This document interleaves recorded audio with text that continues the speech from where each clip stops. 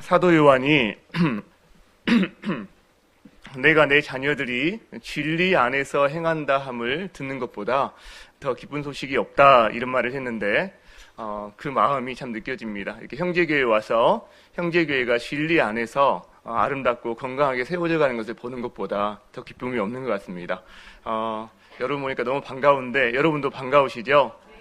네, 우리 서로 격려의 박수 한번 쳤으면 좋겠습니다. 감사합니다. 자기에게 박수 쳐달라고 한 사람은 제가 유일할 거예요, 아마. 오늘 우리가 사무엘상 19장을 읽었습니다. 그런데 그 앞에 내용을 보면 사무엘상 17장에 다윗이 골리앗을 무찌르는 내용이 나와요. 그래서 이 무더운 여름에 팥빙수 먹는 것 같은 아마 그런 소식인데 어떤 큰 사건을 치르고 나면 그 다음에 기대를 하게 됩니다. 이제 다윗의 앞에 탄탄대로가 열리겠구나라는 생각을 합니다. 왜냐하면 골리앗을 쳐 죽인 자에게 약속된 상급이 있었거든요. 그런데 그 뒤에 보면 그런 상급이 주어지기는커녕 그리고 고속도로가 열리기는커녕 오히려 광야의 길이 열립니다. 본격적으로 다윗이 광야 학교에 입학하게 된다는 거죠. 그러면서 왜 그러느냐? 사울이 죽인 자는 천천히고 다윗이 죽인 자는 만만이라네. 이 노래 하나가 사울의 심기를 건드리고 다윗을 자기 대적자로 삼아버린 겁니다. 그래서 그때부터 다윗을 자기 정적으로 삼아서 죽이려고 하는데 18장에서는 그래도 은밀하게 그 일을 행했어요. 은밀하게. 블레셋 사람을 통해서 이렇게 은밀하게 죽이려고. 그런데 오늘 19장에 넘어오면 공개적으로 다윗을 죽이려고 혈안이 되어 있습니다. 자, 한 나라의 왕이 그 나라에 있는 한 사람을 죽이라고 명령을 했어요. 자, 그러면 이 사람 목숨은 어떻게 될까요? 거의 죽은 목숨이겠죠. 그렇지 않겠습니까?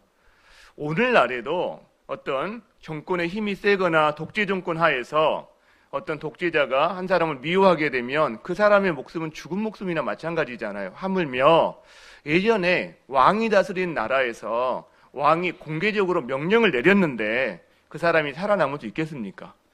힘들죠. 그래서 3번이나 걸쳐서 다윗을 죽이려고 합니다.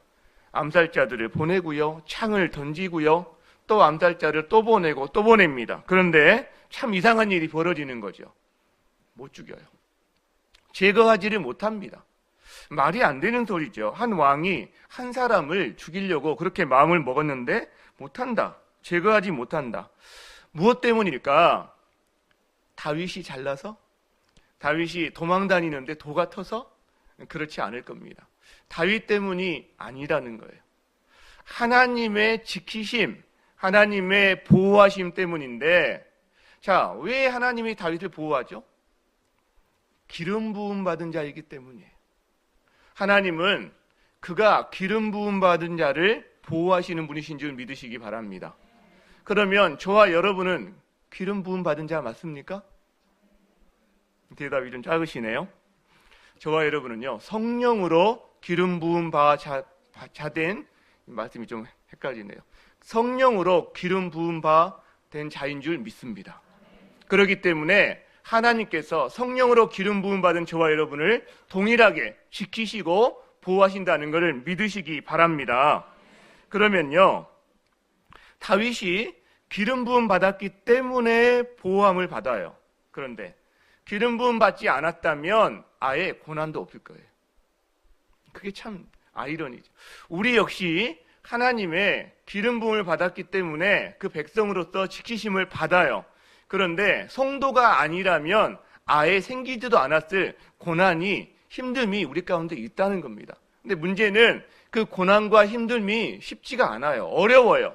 그래서 사람들이 도망도 가고 그 다음에 넘어지기도 하고 실족하는 일이 생긴다는 거죠. 자, 오늘 다윗의 이 일들을 보면서 우리가 한 가지 알게 되는 것.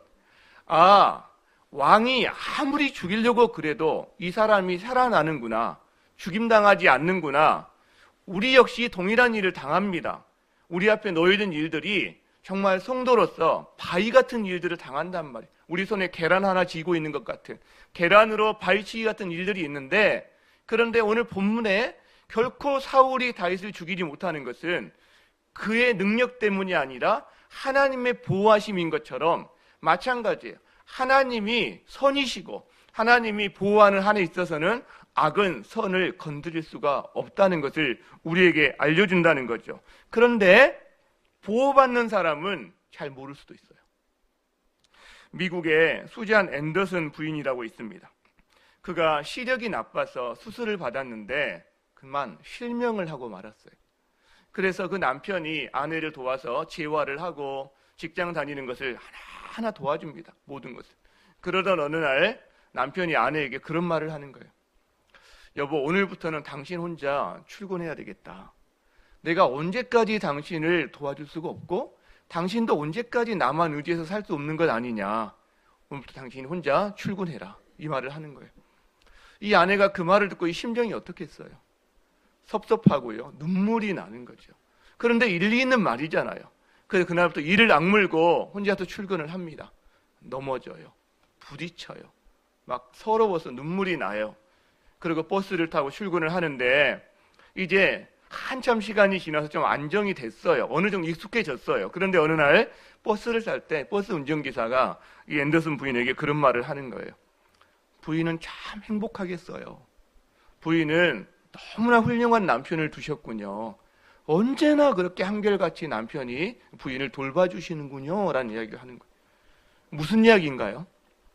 아내에게는 당신 혼자 출근하세요 라고 말을 했지만 이 남편이 뒤를 따라다닌 거죠. 차를 타면 같이 타고 뒷좌석에 앉아가고 아내가 차에서 내릴 때는 차마 잡아주지는 못하지만 조마조마한 마음으로 끝까지 지켜보고 있었다는 거죠. 아내가 회사에 출근해서 들어가는 것을 보고 나서야 이 남편은 출근을 했다는 거예요. 아내는 몰랐어요. 자기가 버려진 줄 알았어요.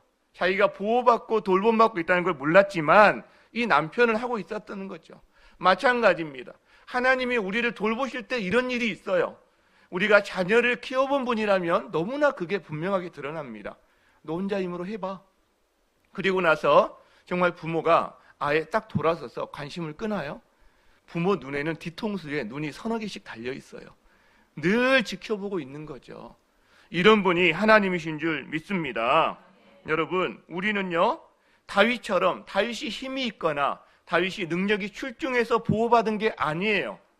우리 역시 능력이 출중하거나 힘이 있어서 뭐가 잘해서 우리가 보호받고 있는 게 아니에요.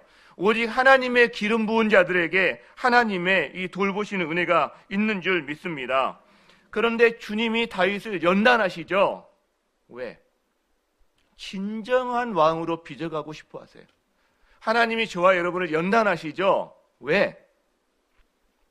하나님의 형상, 그리스도의 형상으로 우리를 빚으시기를 원한다는 거죠. 자, 오늘 본문에 사울이 다윗을 죽이려 할 때마다 돕는 사람들이 있어요. 그렇죠? 요나단, 미갈, 사무엘. 그래서 다윗은 그들의 도움으로 이 위기를 이겨나가는데, 즉 악을 악으로 갚지 않고 악을 피해가고 있는데, 악에 대항하는 방법 두 가지가 있습니다. 악을 악으로 갚는 거예요. 첫 번째 방식. 이게 세상의 방식입니다. 눈에는 눈, 이에는 이. 이게 저희들에게 너무 잘 맞아요. 왜? 우리의 본성과 부합하기 때문에. 그런데 두 번째 방법이 있어요. 악을 악으로 갚지 않고 선으로 악을 이기는 거예요. 이것이 성경의 방식입니다. 자, 로마서 12장에 보면 이렇게 기록이 되어 있어요. 함께 읽겠습니다. 시작. 아무에게도 악을 악으로 갚지 말고 모든 사람 앞에서 선한 일을 도모하라. 악에게 지지 말고 선으로 악을 이겨라. 성경은 선으로 악을 이기라고 말씀하고 있다는 거죠. 그렇다면 오늘 이 세 가지 사건을 중심으로 선으로 악을 어떻게 이기고 있는지를 우리가 한번 살펴보고 우리에게 주는 메시지를 받기를 원합니다. 선으로 악을 이기라 한번 따라하겠습니다. 첫 번째, 살리는 말을 하라. 19장 1절에 보면 이렇게 기록이 되어 있어요. 사울이 그의 아들 요나단과 그의 모든 신하에게 다윗을 죽이라 말하였더니, 사울의 시기와 증오가 다윗을 죽이는 것까지 드디어 나타납니다. 자, 우리가 성경을 볼 때요, 한 가지 좀 유념했으면 하는 부분이 있는데, 여러분 영화나 드라마 보실 때 항상 우리 마음속에 뭐가 있냐면 저 주인공이 나와 같아요. 우리는 늘 주인공과 나를 동일시합니다. 그러시죠? 안 그러시나요? 그런데 영화뿐만이 아니에요. 성경을 읽을 때도 동일하게 합니다. 성경을 읽을 때도 성경에 나오는 주인공을 나와 동일시하는 거예요. 가령 사무엘상을 본다. 그럼 우리가 누구와 동일시할까요? 다윗과 나를 동일시하는 거예요. 그런데 다윗과 동일하십니까? 많은 경우에 그렇지 않은 경우가 진짜 많아요. 저희는요, 성경의 주인공과 나를 동일시하기보다 성경에 있는 한 인물의 연약함을 볼 때마다 혹시 내 안에 저런 부분이 없나? 이거를 살펴보는 것이 진정 우리가 우리의 본성을 이기고 그리스도 형상으로 빚어지는 방법임을 저는 믿어요. 오늘 이 본문도 마찬가지입니다. 첫 번째 사건에서 사울과 요나단이 대조가 되는데 사울은 한마디로 말하면 죽이는 말을 하는 사람이에요. 죽이는 말을 합니다. 시기의 말, 미움의 말. 그러니까요, 만약 내 안에 미움의 말이 있고 시기의 말, 질투의 말이 있다 그러면 내 안에 다윗이 아니라 사울이 있는 거예요. 사울. 그런데 죽이는 말의 특징은요, 죽이는 말을 하는 사람의 신뢰와 권위를 죽여버립니다. 그러니까 제가 예전에 신대원 다닐 때 저희 옆에 동료 전도사님이 자기 교회에서는 설교를 잘하면 안 된대요. 설교를 잘하면 담임 목사님께 미움을 받는데요. 그래서 제가 어떻게 그런 일이 있냐면 정말 놀랐는데 진짜 그렇다는 거예요. 만일에요, 제가 저희 교회에서 저희 부교육자가 설교를 잘한다고 제가 시기하고 미워하고 그러면 여러분 그 부교육자가 죽을까요? 아니에요. 저의 권위와 저의 신뢰가 죽어버리는 거예요. 마찬가지입니다. 교회 안에서 서로 함께 팀워크를 이뤄서 성가대, 안내, 오늘 참 주차 같은 경우 오늘 고생 많이 하실 것 같은데 다 청소 담당하잖아요. 그런데 어떤 분이 실수를 하거나 내 마음에 안 들게 할 수가 있어요. 그러면 미워하고 그 다음에 그것을 비난하고 그런 말을 했다고 합시다. 그러면 비난받고 미움받는 사람이 죽임을 당할까요? 아니에요. 그 말을 한 사람에게 부메랑이 되어서 그 사람의 권위와 그 사람의 신뢰가 죽임을 당하는 거예요. 이거를 우리가 알아야 된다는 거죠. 자, 사울의 말의 특징이 죽이는 말이라고 한다면 요나단의 말의 특징은 살리는 말이에요. 요나단은 다윗을 사랑해요. 자기 목숨처럼. 그래서 자기 아버지의 공개적인 명령 앞에서도 살리려고 칭찬하고 변호를 합니다. 자, 그런데 요나단의 말을 보면서 살리는 말의 특징들이 몇 가지가 보인다는 거예요. 간단히 살펴보면 첫 번째는요, 살리는 말은 죄의 길에서 돌아서게 합니다. 자기 아버지 앞에 이런 말을 해요. 오나건대 왕은 신하 다윗에게 범죄하지 마옵소서. 어찌 까닭없이 다윗을 죽여 무죄한 피를 흘려 범죄하려 하시나이까? 그러니까 살리는 말은 죽이는 말을 누가 했을 때 그 사람을 책망하고 배격하는 것을 넘어서서 그 사람이 범죄에 들어가지 않도록 돌아서는 그런 역할을 해주는 말이 살리는 말이 된다는 거죠. 두 번째, 살리는 말은 하나님의 관점으로 재해석하게 해줘요. 무슨 말이냐? 사울이 지금 시기와 질투에 사로잡혀서 다윗을 죽이려는 이 좁은 관점이 있거든요. 그런데 다윗이 골리앗을 죽였을 때에 사울도 기뻐했단 말이에요. 왜? 하나님이 이스라엘의 큰 구원을 이루셨고 사울 역시 그 전쟁의 한복판에서 하나님의 구원을 기다리고 있었기 때문에 함께 기뻐했단 말이에요. 그것을 상기시켜 주는 거죠. 다윗을 시기와 질투의 좁은 안목으로 보는 것이 아니라 하나님의 시각으로 다시 한번 볼 수 있도록 재해석해 주는 거예요. 그러니까요, 교우들 관계에서도 살리는 말을 한다라고 한다면 옆 사람이 무슨 문제를 의논할 때 문제를 해결해 주는 말이라기보다는 그 문제에 하나님의 관점으로 바라볼 수 있도록 도와주는 말이 된다라는 것입니다. 세 번째 살리는 말의 특징, 요나단의 말의 특징은 사심이 없고 진실된 말을 합니다. 무슨 말이냐? 사실 다윗을 제거하면 가장 좋아야 될 사람은 요나단일 수가 있다는 거예요. 왜? 사울의 뒤를 이어서 왕이 될 사람으로서 요나단이 그 다음 순서인데 다윗이 왕이 되면 요나단은 왕이 못 되는 거거든요. 그러니까 자기 아버지가 제거해주면 은근슬쩍 좋아하면 되는 거거든요. 그런데 그렇지를 않아요. 사심이 없어요. 진실된 말을 합니다. 여러분, 사심이 없이 진실된 말로 누군가를 이야기하잖아요. 힘이 있어요. 감동시키는 힘이 있습니다. 이 사울이 굉장히 어지러운 혼란한 가운데서도 요나단의 이 말에 비록 일시적이긴 하지만 그 마음을 돌이켜서 다윗을 죽이지 않기로 한다는 거죠. 그렇다면 여러분, 저와 여러분 입술에 있는 말은 주로 관습적으로 혹은 무심코 주로 어떤 말을 많이 하십니까? 사울처럼 죽이는 말을 많이 하십니까? 요나단처럼 살리는 말을 많이 하십니까? 내 안에 시기의 말, 미움의 말이 많다면 내 안에 사울이 가득한 거예요. 내가 살리는 말을 계속하고 있다라고 한다면 요나단이 되어가고 있는 거라고 할 수 있다는 거죠. 저희 교회에는 순장반을 토요일날 새벽에 합니다. 그런데 방학인데 얼마 전에 순장반 모임을 임시로 갖는 시간이 있었어요. 공간 문제 때문에 저희가 좀 회의가 필요해서 모임을 가졌는데 저희 교회 역시 거룩한 다음 세대를 세우는 것이 큰 어떤 비전 가운데 하나인데요. 최근에 하나님께서 꿈을 하나 주셨어요. 뭐냐면 작년 대비 그 다음 세대 비율이 100%가 되는 것, 이거 꿈을 주셨어요. 그러니까 만약에 어른이 100명이다 그러면 아이들 숫자가 몇 명인 거죠? 100명이 되기를 바라는 거예요. 현재 한국 교회예요. 주일학교 없는 교회가 80% 이상입니다. 그리고요, 주일학교가 있어도 그 비율이 굉장히 작습니다. 비율이. 저희 교회는 비율이 한 40% 정도 됩니다. 40% 정도 되는데, 그런데 높은 편이죠. 상당히 높은 편인데 하늘빛 우리교회는 한 55% 됩니다. 제가 부러워해요, 사실은. 그거를 굉장히 부러워하는데 하나님께서 이걸 주시면서 야, 지금 앉아있는 이 성도들은 너희의 열매가 아니야. 즉 우리 믿음의 선배들의 땀과 수고와 기도의 열매라는 거죠. 그러면 우리의 열매, 여러분과 저의 열매는 누구일까요? 다음 세대라는 거예요. 그러니까 여러분, 여기에 성도들 가득 찼다고 여러분 열매로 하나도 기뻐할 것 없어요. 기뻐해야죠. 그런데 진짜 열매는 우리의 다음 세대라는 거죠. 이 마음으로 이제 하는데, 그런데 다음 세대 비율 100%를 생각하니까 이게요, 굉장히 패러다임의 전환이 필요합니다.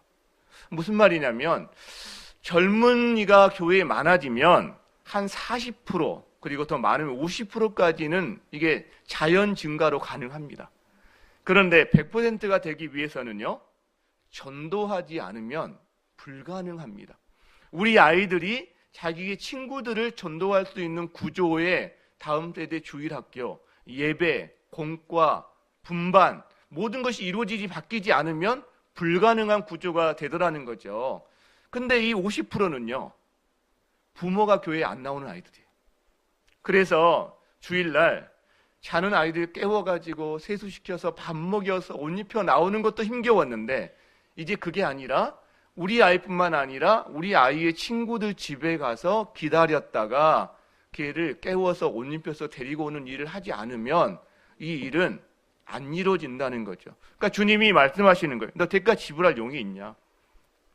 그러니까 저희들이 이걸 놓고 기도하고 꿈꾸다 보니까 신이 나는데 항상 따라오는 게 대가 지불이에요. 전 교인이 교사가 되지 않으면 이거는 불가능한 거구나. 게다가 아이들이 다음 세대 비율이 100% 되기 위해서는 어른 공간에 비해서 4배의 공간이 필요한데 너희를 거기에 대해서 대가 지불할 용이 있어? 교육자 많이 필요한데 대가 지불할 용이 있어? 그래서 저희는 제 다음 세대 담당 교육자들의 사례비를 다음 세대 쪽으로 아예 예산을 아예 설정을 했어요. 그쪽 비율을 좀 보려고. 자, 이런 패러다임 전환이 필요한데요. 근데 신나요. 꿈이 생기니까 굉장히 신이 납니다. 자, 이런 맥락에서 저희가 공간이 지금 굉장히 필요해서 공간 때문에 이제 이렇게 알아보고 있는데, 주일날만 쓸 수 있는 공간도 없고 빌리자니 너무 비싸고, 근데 저희한테 옥상이 있어요. 그래서 그 옥상에 텐트 하나 치면 어떨까부터 시작해서 논의가 되다가 이제 여러 난관을 뚫고 하나에게 하나 좀 짓기로 했는데, 이제 그것 때문에 모인 겁니다. 그런데 제가 진짜 기뻤던 건 뭐냐면 이것 때문에 이야기를 하는 건데, 2시간 반 정도 리더들이 다 모여서 회의를 했어요. 교회 안에는 다양한 생각과 다양한 의견이 있습니다. 2시간 반 동안이나 회의를 했으니 어떤 의견이 안 나왔겠어요. 그렇죠? 그런데요, 이분들이 누가 말을 하잖아요. 그러면 그 말에 대해서 그분을 세워주고 자기의 의견을 이야기하는 거예요. 지극히 절제하는 모습을 보여주는 거예요. 굉장히 겸손한 마음, 큰 소리가 하나도 안 나오는 거예요. 2시간 반 동안. 제가 눈물이 나도록 고마웠어요. 눈물이 나도록. 왜? 2년 반 전에, 저희가 개척한 지 2년 반 됐잖아요. 2년 반 전에 교회 안에 어떤 일이 있어서 의논할 때는 그렇지 않았어요, 여러분. 톤이 훨씬 높았습니다. 그리고 얼굴을 붉혔습니다. 힘든 일이 많았어요. 그런데 이 2년 반 동안 이 교회 안에 하나님께서 살리는 말의 DNA를 하나하나 넣어주신 거예요. 그래서 리더반 안에서 큰 소리 내거나 얼굴 붉히면 바보가 되는 이런 분위기를 만들어주셨다는 거예요. 저절로 됐겠습니까? 그렇지 않거든요.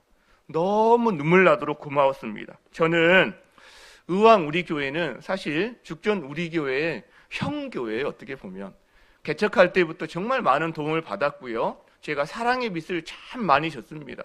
특히 옹기선 목사님에게 그 사랑의 빛을 많이 줬는데, 최근에는 또 분당 우리 교회 출신 목회자들 가운데 개척한 목사들, 청빙받은 목사들이 그룹이 있어요. 이제 그 안에서 서로 어떤 좋은 교제나 그 다음에 이런 덕담을 나누는데, 하나님에 대해서 알아가고 저희가 목회에 대해서 도전받는 그런 일들을 서로 나누는데, 옹기선 목사님이 거의 선두주자에 보면, 예, 그런 일을 감당하고 계시는데 거기서 또한 도움을 또 받아요.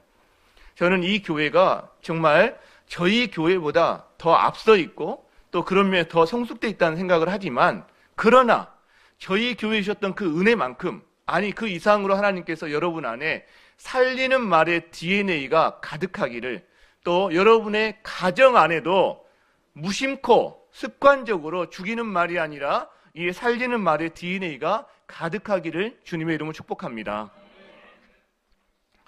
두 번째, 손으로 악을 이기라. 한번 따라하겠습니다. 창을 되던지지 말라. 자, 요나단이 이렇게 중재를 해서 다시 다윗이 궁전에 살게 됐어요. 그런데 전쟁이 일어나서 다윗이 나가서 승리를 거두니까 사울의 시기와 질투가 다시 하늘을 찌릅니다. 그래서 사울에게 악령이 임했을 때 다윗이 앞에서 수금을 타는데 앞에 손에 단창을 들고 찌르려고 하면, 죽이려고 하는 거예요. 자, 여기서 우리가 창을 던지는 자와 창을 피하는 자의 모습을 보게 됩니다. 아까 사울의 특징은 죽이는 말이라고 그랬잖아요. 동일하게 연결이 되는데 사울의 특징은 창을 던지는 사람이에요. 그것도 아주 잘 던집니다. 창을. 능수능란해요. 그리고요, 창을 던질 권리가, 자격이 있다 생각해요. 내가 저 성도에게, 저 교우에게 이 말을 해줄 권리가 있는 사람이지, 이렇게 생각하는 사람이 사울처럼 창을 던지는 사람이 될 가능성이 높아요. 자, 다윗은 자기에게 헌신한 사람이에요. 충성한 사람이에요. 그럼에도 불구하고 자기 마음에 맞지 않으면 창을 던지는 거죠. 이런 사람이 사울인데, 근데 창을 맞는 사람, 창을 피하는 사람이 있어요. 오늘 한번 이것 중심으로 이야기를 나눠보기를 원하는데요. 여러분에게 누군가가 창을 던졌어요. 그럼 어떻게 하십니까? 손 들고 한번 몇 분 이야기를 들어보면 좋겠는데, 보통 어떻게 하느냐? 그 창을 빼가지고요, 다시 던지는 거예요. 되던지는 겁니다. 이게 세상의 방식입니다. 그리고 이런 사람을 세상에서는 용기 있는 사람이라고 이야기합니다. 더 나아가서 그것이, 창을 되던지는 것이 정의롭다라고 이야기합니다. 만일 누군가가 창을 맞았는데 되던지지 않는다, 그럼 뭐라고 이야기하죠? 겁쟁이라고 이야기를 합니다. 겁쟁이. 그런데 다윗은요, 창을 되던지지를 않아요. 피합니다. 다윗이 삶과 죽음은 종이 몇 장 차이예요. 여러분, 용사의 손에 단창이 달려있고 그 다음에 수금을 타는 사람이 저 방송실을 타겠습니까? 바로 이 앞에서 탄단 말이에요. 여기에 있는 용사가 단창으로 사람 죽이지 못하는 게 말이 됩니까? 다윗이 잘나서 피한 게 아니라는 거예요. 자, 다윗은 피합니다. 왜 피합니까? 왜 피합니까? 비겁한 게 아니라 하나님의 기름 부음 받은 자에 대해서 자기가 친히 갚지 않겠다고 하는 마음을 주셨고 하나님이 자기를 보호하고 있다는 것을 알기 때문이라는 거죠. 우리가 로마서 12장 19절에 보면 이렇게 기록이 되어 있습니다. 함께 읽겠습니다. 시작. 내 사랑하는 자들아, 너희가 친히 원수를 갚지 말고 하나님의 진노하심에 맡겨라. 기록되었으되 원수 갚는 것이 내게 있으니 내가 갚으리라고 주께서 말씀하시니라. 우리 교회에서 이 설교를 한참 전에 했는데 이 설교를 한 주간에 많은 성도들이 저에게 와서 그 주간에 이 고백을 하는 거예요. 목사님, 제가 이번 주에 창을 맞았어요. 너무 아팠습니다. 순간 나도 모르게 다시 그 창을 빼서 던지려고 하는 순간 이 설교가 생각이 나서 창을 내려놓았어요. 아팠지만. 그리고 살리는 말을 했습니다. 그리고 집에 가서 끙끙 앓았어요. 이런 말을 하는 거예요. 근데 며칠 뒤에 놀라운 일들이 벌어지는 거예요. 생명의 역사가 일어나더라는 거죠. 여러분, 아파요. 물론 창을 안 던지는 게 힘들어요. 그런데 창을 내려놓고 대던지지 않고 생명의 말, 살리는 말을 할 때 실제로 하나님의 역사를, 생명의 역사를 보게 되더라는 거죠. 다윗이요, 창을 대던지지 않는 사람인데 한번 생각을 해봅시다. 요즘은 누가 창을 던지면 곤충이 있거든요. 여러분이 여행지를 갔는데 창을 들고 온 주민들이 쫓아와요. 여러분 손에 곤충이 있어요. 막 창이 막 날라와요. 어떻게 하겠어요?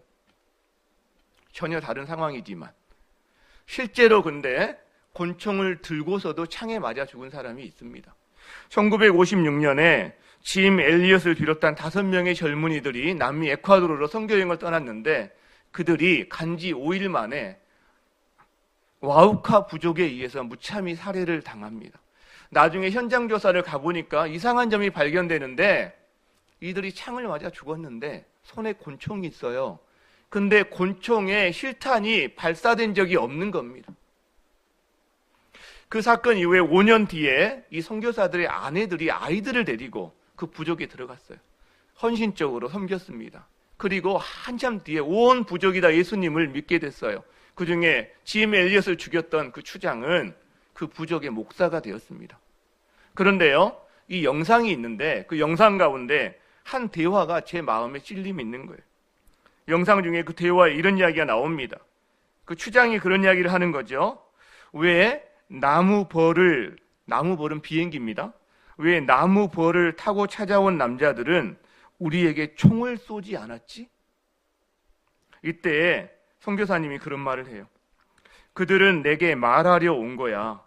웬 공기에는, 그 웬 공기가 하나님의 그쪽 언어인 것 같아요. 웬 공기에는 아들이 있는데 그는 찔려 죽으셨다. 그러나 그는 복수하지 않으셨다. 그럼으로써 그를 찌른 사람들이 이후에는 옳게 살라 그러셨다. 우리가 창을 대던지지 않는 것은 우리의 삶에서 예수님의 그 모습을 예수님처럼 또 예수님이 되는 것과 비슷하다라는 거죠. 하나님의 사람은 악을 악으로 갚지 않고 선으로 악을 이기는 사람인 줄 믿습니다.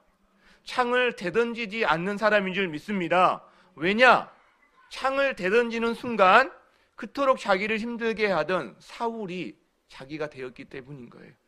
그리고 하나님의 사람은 하나님의 보호하심을 신뢰할 뿐만 아니라 예수님이 이미 창에 찔려 나를 위해서 돌아가셨다는 사실을 믿기 때문에 그 십자가의 사랑으로 그것을 이겨나갈 수 있는 하나님의 사람인 줄 믿습니다.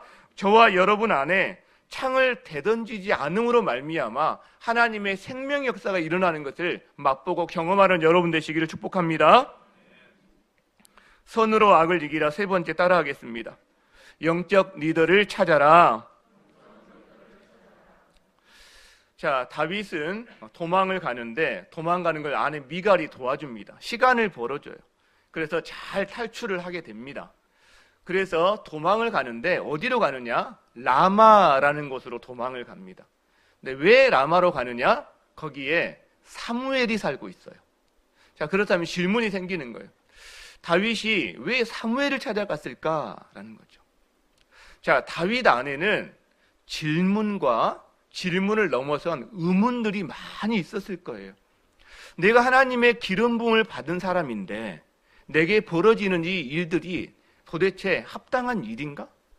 이게 무슨 의미가 있지? 나는 어떻게 해야 되지? 아마 이런 수없이 많은 질문들이 그 내면에 있었을 거라는 거죠.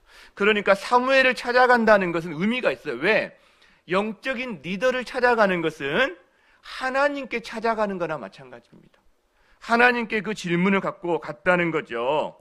다윗이 그래서 잠시 동안 이 라마에서 사무엘과 함께 살게 되는데, 이 시간은 다윗에게 있어서 처음이자 마지막으로 사무엘과 함께 보낸 시간이 됩니다. 그러면 이 시간에 무슨 일이 있었을까요? 아마 많은 대화가 있었을 거예요.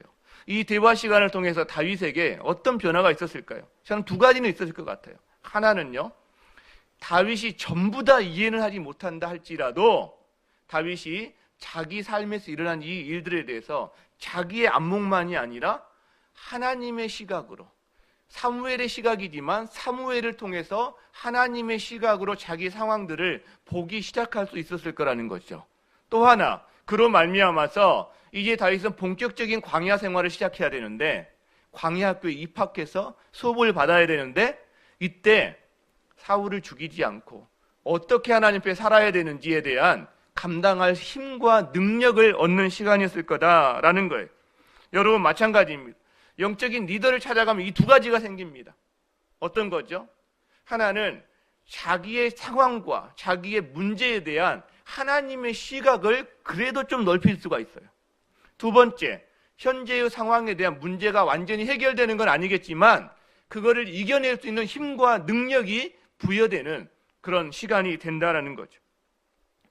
얼마 전에 한 신방이 생각이 납니다. 사업을 하시는 분인데요, 한 3년 전에 직원이 큰 실수를 한 거예요.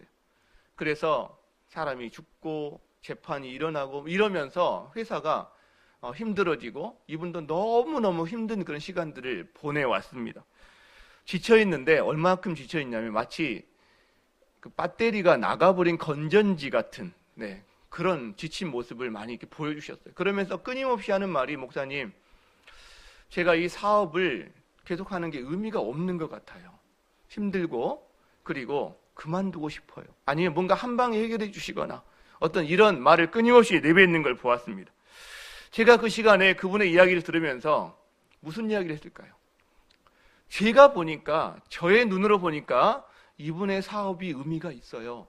이분에게도 의미가 있고 직원들에게도 의미가 있고, 그 어려운 시간에 아무 조건 없이 이분과 그 사업체를 후원하고 도와주셨던 분들에게도 어마어마한 의미가 있다는 것을 발견하고 그거를 계속 나누었어요. 그랬더니 이분 안에 그 작은 힘이 생기는 겁니다. 여러분, 저희들은요, 우리 상황에 어떤 문제 앞에 닥쳤을 때 우리의 상황을 객관적으로 보는 게 어려워요. 굉장히 좁은 안목으로 계속 동굴 속으로 들어가기가 쉽습니다. 그럴 때 필요한 게 뭐죠? 할 수만 있다면 나 자신을 나의 내면의 유리창 바깥에서 내 내면을 쳐다보는 훈련을 해야 돼요. 그런데 이게 잘 안 된다면 그 도움을 받아야 되는데, 그 도움을 받을 수 있는 사람들이 바로 영적인 리더라는 거예요. 영적인 리더는 순장님이나 교육자만을 뜻하는 건 아닙니다. 옆에 있는 어린아이라 할지라도, 옆에 있는 동료, 그리고 동료와 교사와 그리고 누구라 할지라도 하나님의 관점으로 그들 바라볼 수 있도록 해줄 수 있다면 그 사람이 영적인 리더가 될 수 있다는 거죠.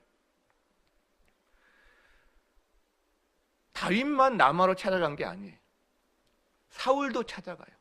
암살자들을 3번을 보내고, 그런데 암살자들을 다 보냈는데 사울의 지시를 받은 암살자들이 하나님의 영으로 말미암아 하나님의 지시를 받는 사람들로 바뀌어버립니다. 그러면 그만해야 되거든요. 그 정도면. 근데 사울이 죽이러 찾아갑니다. 하나님이 보호하시는 자를 자기가 죽이겠다고 찾아간다. 이 말은 하나님에 대한 대적이고 선전포고와 같습니다. 그렇기 때문에 하나님을, 영적인 리더를 찾음으로 하나님을 찾아가는 사람에게는 하나님께서 그에게 힘과 능력을 주시지만, 그러나 하나님을 대적하기 위해서 찾아가는 사람에게는 하나님께서 반드시 내리세요. 수치의 자리에 빠지게 하십니다. 그래서 세 번에 걸친 암살자들과 동일하게 사울도 하나님의 영으로 사울을 변화시키는데, 그런데 하루 종일 떠벌려요. 문제는 옷을 벗고 떠벌립니다. 발가벗고. 성경에서 겉옷은 신분과 권위의 상징이에요. 그렇기 때문에 사울의 겉옷은 왕의 상징이란 말이에요. 성령께서 사울의 겉옷을 벗기셨다는 것은 하나님께서 사울의 왕의 권위와 왕의 신분을 박탈해버렸다는 것을 의미합니다. 하나님을 대적하는 자를 하루 종일 벌거벗게 떠벌리게 함으로 말미암아 수치의 자리에 두셨다는 것을 의미한다는 거죠. 여러분, 라마는 어떤 곳인가요? 라마는 영적인 리더가 있는 곳입니다. 또 교회라고 할 수도 있고, 이 무더운 여름에 저와 여러분이 시원하게 찾아가서 뭔가 하나님 말씀을 보는 자리라고도 할 수 있겠죠. 그런데 그런 라마를 찾아갈 때 두 사람이 같은 곳을 찾아가지만 다르다는 거예요.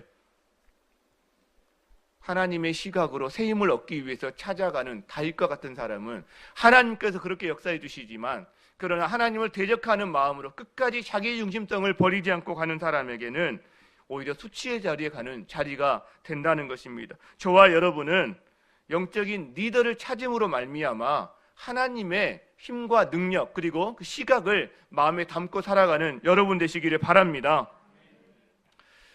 제가 이 설교했더니 그 주간에 신방이 얼마나 많아지든지 아마 의왕 우리 교회도 우리 교육장님들 바빠지지 않을까 그런 생각하고, 순장님도 바빠지지 않을까 이런 생각을 해봅니다. 말씀을 마무리하고자 합니다.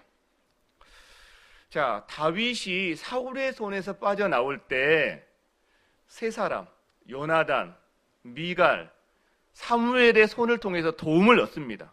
친구 요나단, 배우자 미갈, 영적인 리더 사무엘. 자, 이런 사람들이 하나님의 손에 붙들려서 도움을 주고 피난길에 오르게 했었던 정말 좋고 소중한 사람이라는 거죠. 저와 여러분 안에도요, 이런 친구, 이런 배우자, 이런 영적인 리더가 있다면 참 행복한 사람일 거예요. 자, 그런데 한계가 있습니다. 한계가. 요나단에게 도망을 갖는 도움을 받았지만 안전하지는 못했습니다. 아내 미갈의 도움을 받아서 도망을 갔는데 다시 어딘가로 또 도망을 가야 됐어요. 사무엘의 도움을 받아서 위기를 모면은 했습니다. 그러나 그곳에 계속해서 머물 수는 없었어요. 무슨 말입니까? 친구도, 배우자도, 심지어 영적인 리더도 하나님의 손에 붙들린 일정한 기간, 일정한 상황에서는 도움이 되지만, 그러나 긴 시간, 영원한 안식처는 될 수 없다는 거죠. 왜? 사람은 흙으로 지어진 존재이기 때문에 자기 한 몸 가누기가 어려운 사람이기 때문에 그럴 수밖에 없다라는 겁니다. 사람에게 의지는 있을 수 있어요. 그러나 능력은 없어요. 능력은 부족하다는 거예요. 여러분, 저와 여러분의 진정한 피난처는 어디에 있습니까? 누가 저와 여러분을 안전하게, 영원한 안전을 보장해 줄 수 있습니까? 우리는 그것을 아는 사람이에요. 다윗도 아는 사람이에요. 다윗도 요나단을 보면서, 아내 미갈을 보면서, 정말로 대선지자인 사무엘을 보면서 이 사람들의 도움을 받았지만, 그러나 영원한 안전은 이 사람들이 보장하지 못하는구나 라는 것을 경험한 사람이라는 거죠. 몸으로 체험한 사람이라는 거죠. 그래서 시편 121편에서 시편 기자는 우리의 영원한 피난처요, 우리의 영원한 보호는 오직 주님께 있음을 고백하고 있어요. 우리의 도움이 어디서 오나? 우리가 어려운 가운데 빠졌을 때, 환난 가운데 있을 때 나를 지키고 보호하시는 분은 어디에 계시는가? 라는 것을 몸으로 체험한 사람이 만든 시가 시편 121편이라는 거죠. 저와 여러분이 한 절씩 한번 교독했으면 좋겠어요. 마음을 담아서 교독했으면 좋겠습니다. 저부터 읽겠습니다. 내가 산을 향하여 눈을 들리라. 나의 도움이 어디서 올까? 여호와께서 너를 실족하지 아니하게 하시며 너를 지키시는 이가 졸지 아니하시리로다.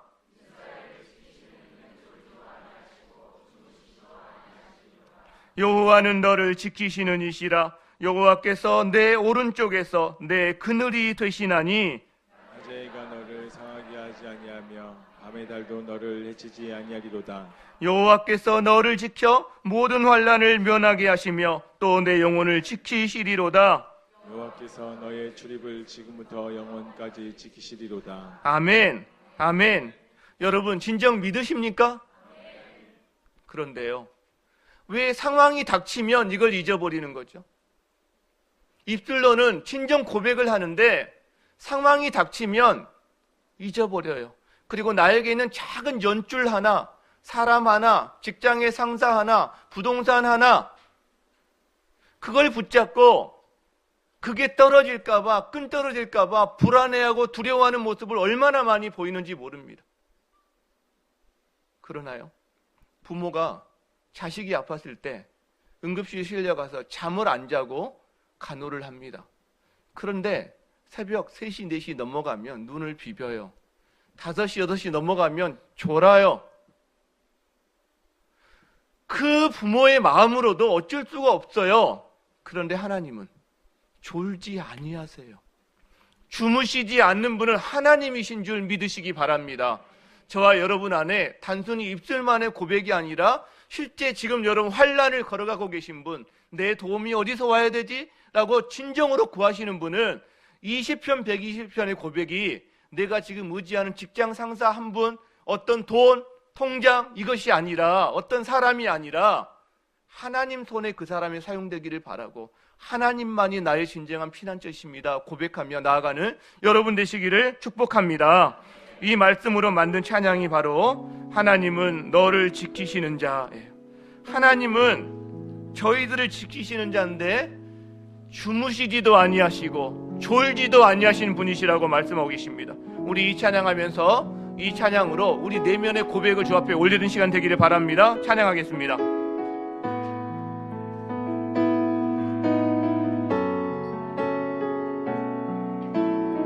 하나님은 너를 지키시는 자, 하나님은 너를 지키시는 자, 너의 우편에 그늘 되시니 낮에 해와 밤의 달도 너를 해치 못하리.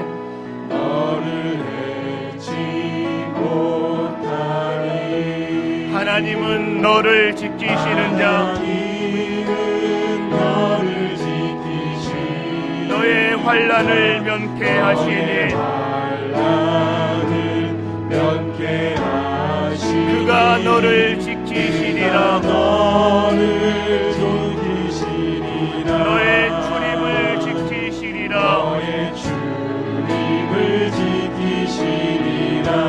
눈을 들어 산을 보아라.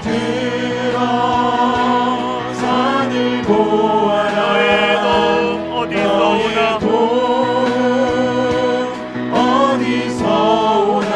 너 천지 지으신 너를 만드신 여호와께로다.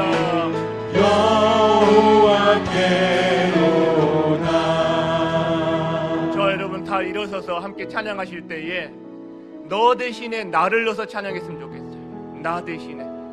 여러분 환난의 한복판에 지나가고 계시는 분, 도움이 필요하신 분, 나 자신만이 아니라 여러분 우리가 낳은 자녀들의 삶 가운데도 그 도움이 필요하잖아요. 그렇죠? 그런데 우리가 무엇을 의지합니까? 여러분 대학이 우리 자녀들의 미래를 보장합니까? 여러분 회사가 보장합니까? 어떤 한 사람이 보장합니까? 결혼이 보장합니까? 그런데 왜 우리는 거기에만 목을 메고 오히려 하나님 앞에 이것을 온전히 드리지 못하는지 안타까울 때가 너무 많다는 거예요. 여러분 영으로 찬양했으면 좋겠습니다. 너 대신에 나를 넣고 나의 가슴에 손을 얹고 나의 영원한 보호자는 하나님이십니다. 우리 자녀의 영원한 보호자는 하나님이십니다. 영으로 가슴에 손을 얹은 그 사람마다 오늘 하나님의 지키심과 보호하심이 다윗에게 함께했던 것처럼 함께 하시길 축복합니다. 이 찬양하고 함께 주여 외치고 기도하겠습니다. 하나님은 나를 지키시는 자,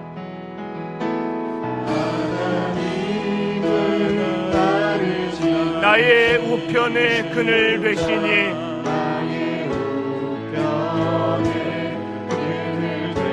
낮의 해와 밤의 달도 나를 해치 못하리.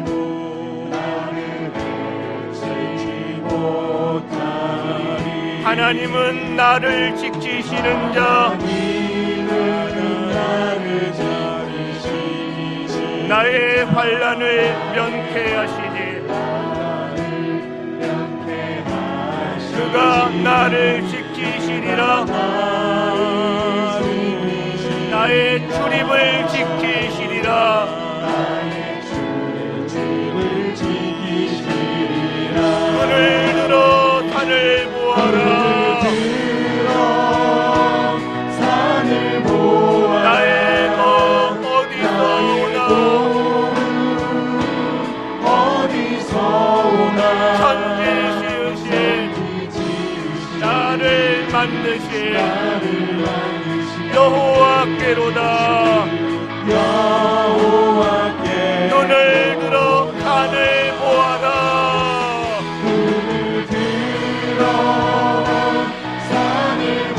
나의 어디서 오나 천지 지으신 나를 만드신 여호와께로다. 여러분 눈을 들어 산을 보시기 바랍니다. 눈을 들어 산을 보시기를 바랍니다. 나의 것 어디서 오나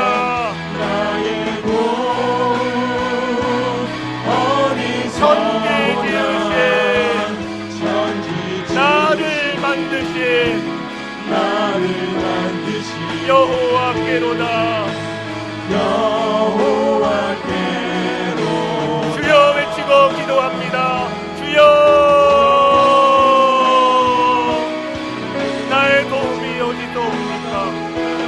환난 가운데 내가 의지할 분을 누구입니까? 주여, 나에게 누구가 있습니까? 주여, 나의 배우자가 주님이 보내주신 하나님을 영적인 리더를 통해서 일하심을 믿습니다. 그러나 아버지여 주는 영원하지 아니함을 압니다. 아버지, 오직 영원한 하나님이여, 나의 보호자가 되시는 분은 오직 하나님 한 분이심을 믿습니다. 주여, 우리가 헛된 것을 쫓아가지 않게 하여 주시옵소서. 헛된 것에 마음을 두지 않게 하여 주시옵소서. 오직 진정으로 나를 이끄시는 주님 앞에서 살게 하여 주시옵소서. 주여, 나의 도움이 오직 천지를 지으신 하나님의 힘을 고백합니다. 사람은 능력이 있었다. 사람은 의지가 없었다. 그러나 하나님은 우리를 하나님 보호와 힘과 능력이 있습니다. 주여, 인도하여 주시옵소서. 살리는 말을 하는 자가 되게 하여 주시고 잠을 내던지지 아니하고 산을 보아라. 나의 도움 어디서 오나 천지 지으신 나를 만드신 여호와께로다.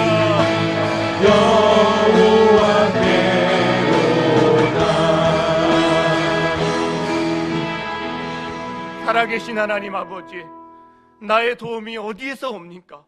하나님 아버지, 우리가 잊지 않기를 원합니다. 우리는 나도 모르게 사람을 의지하고 나도 모르게 다른 어떤 것을 붙잡고 그것이 끊어지면 내 목숨줄이 끊어지는 것처럼 아파하고 힘들어하는 것이 저희의 연약한 모습임을 고백합니다. 그러나 나의 도움은 오직 천지를 지으신 여호와께 있음을 고백합니다. 주여, 다윗을 보호하신 것 같이 우리 성도들을 보호하여 주시옵소서. 환난 가운데서 이끌어 주시옵소서. 하나님, 친구를 보내어 주시고 배우자와 영적인 리더를 통해서 하나님 피난처가 되게 하시며 무엇보다도 주님이 친히 그 심령을 만져 주시옵소서. 그리하여 악을 악으로 갚지 아니하고 선으로 악을 이기는 하나님의 자녀들로 주여 세워 주시옵소서. 감사드립니다. 우리 주 예수 그리스도의 은혜와 하나님 아버지의 다음없으신 사랑하심과 성령님의 감동, 감화, 위로교통 충만하심의 역사가 악을 악으로 갚지 아니하고 선으로 악을 이기며 오직 나의 도움은 천지를 지으신 여호와께 있다는 고백으로 살아가기로 다짐하는 모든 주의 자녀들 머리 위에 지금부터 영원토록 함께 하시기를 간절히 축원하옵나이다. 아멘.